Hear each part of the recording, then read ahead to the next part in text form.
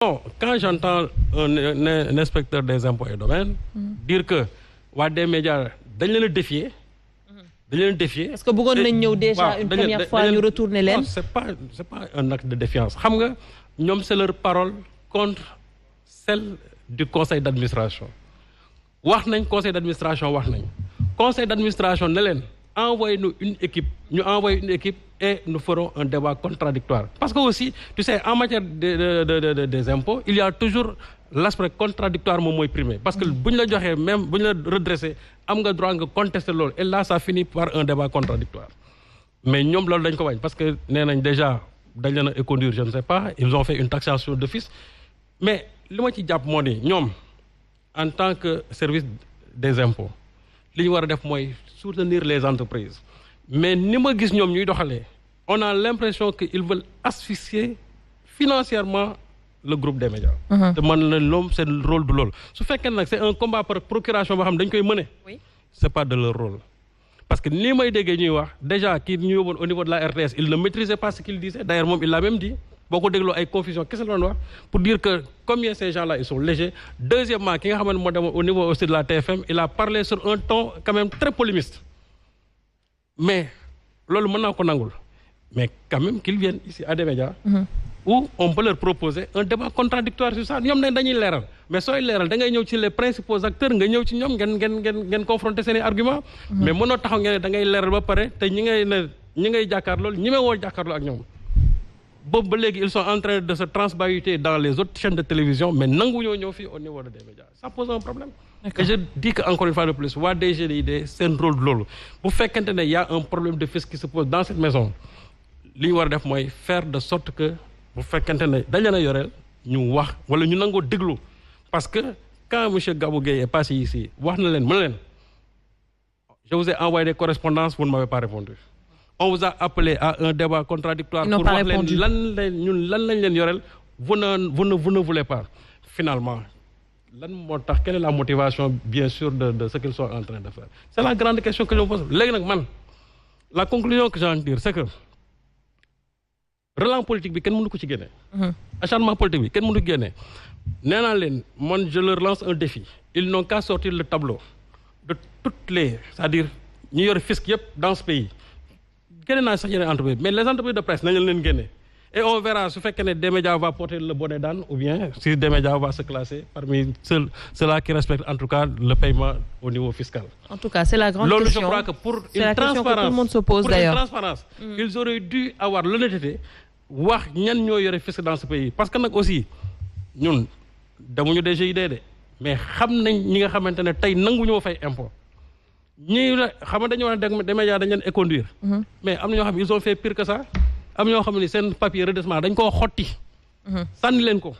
dañ ko xotti ba pare sànni leen ko et ça ñoom ils ne vont pas le dire. Oui, toujours deux poids deux mesures bu ñuy mais effectivement c'est ça léegi nag autre chose. DGID je crois que dans ce problème là bu fekkente ne ñoom dañu bëgg a mener un combat politique nañ summeeku ba pare dem sur le terrain politique et on va les affronter politiquement man du ma leen affronter mais peut-être Bougane mi nekk sur le terrain politique dina leen affronter su fekkee nag c'est un problème fiscal ils n'ont qu'à s'adresser au conseil d'administration de des médias ñoom ñu ñëw sur le terrain contradictoire su boobaa bu fekkee ne ñoom dañ leen yoreel demee bu ñu xëyee ils vont publier ça dans la presse mais tu ne peux pas quand même faire le tour des télévisions alors que ici au niveau des médias suñu leen wooyee ñu ne duñ fi ñëw ba pare bëgg a porter un combat offensif alors qu'en réalité ñoom ce n'est pas de leur rôle de porter un combat offensif contre des médias. Alors Omar yow peut-être am nga beneen analyse déjà par rapport à ak rassemblement bi ñu gis tey ci des médias mais également par rapport au fisc. D'abord nee c'est-à-dire que bu fekkoon ne des médias cancer la ki ko war a faj mooy peuple bi moo xam ne du wér. Comment ça. bu des médias nekkoon cancer médecin am doon peuple bi war ko faj ma xam ne du wér. tey peuple bi ñoo taxaw ci. ban peuple. ñi fi taxawoon tey non xam nga ñi fi taxawoon ñi bokkuñu ci peuple bi. ñii di défendre askan wi di leen taxaw bu ñu nekk ci situation ne peuple bi génn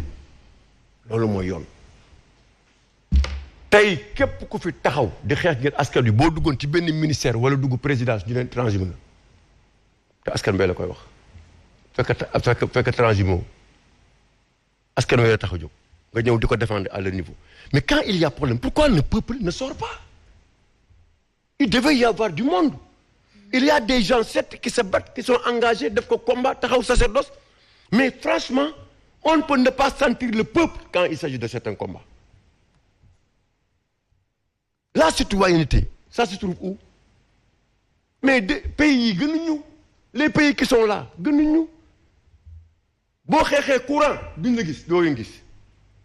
boo même da ngay gis ñoo xamante ni seen propre problème boo leen koy défendre doo leen gis ils sont chez eux yow yaay toog di xeex tey dafa waroon fees del en dehors des réseaux sociaux ñu xam ne le peuple est là derrière des médias lépp ku fi nit di def ci réew mi def ko ngir yàlla boo ko deful ngir yàlla suba fooy taxaw di xeex boo deful nànk yow kese yaa fay toog nañ waxante dëgg aussi des médias tu as vu le combat qu'il a mené à tous les niveaux ku am sa problème ñu taxaw dépasser certains cadres de uniquement d'information mais parfois da nga nekk situation dans les quartiers ou ailleurs ngeen di jël li ngeen am as tuut di ko yóbbu ci population yi donc bu situation amee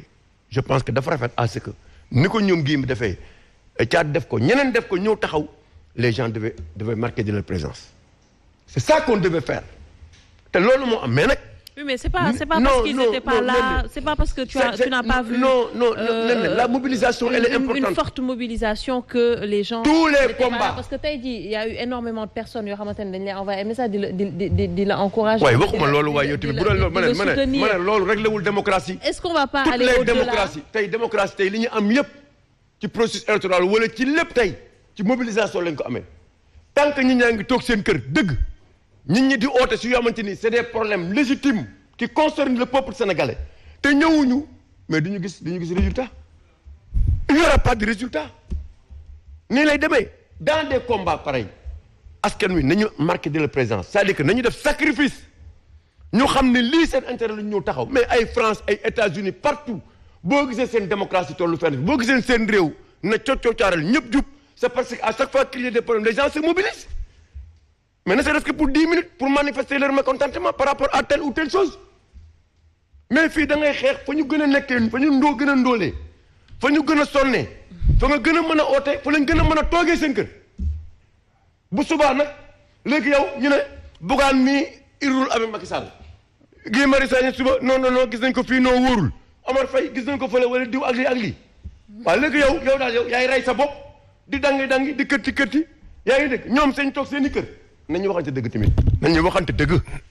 ñun ñëpp ci peuple bi lañ bokk mais nañu waxante dëgg bu fekkee ne dañuy toll ci ay situations yoo xamante ni des questions yoo xamante ça concerne le peuple sénégalais na nit ñi di am disponibilité génn manifester seen mécontentement loolu dina permettre même ñi nekk ci nguur gi ak suba ku nar a ñëw il sera obligé mu jubal parce que dinañ xam ne y a une conscientisation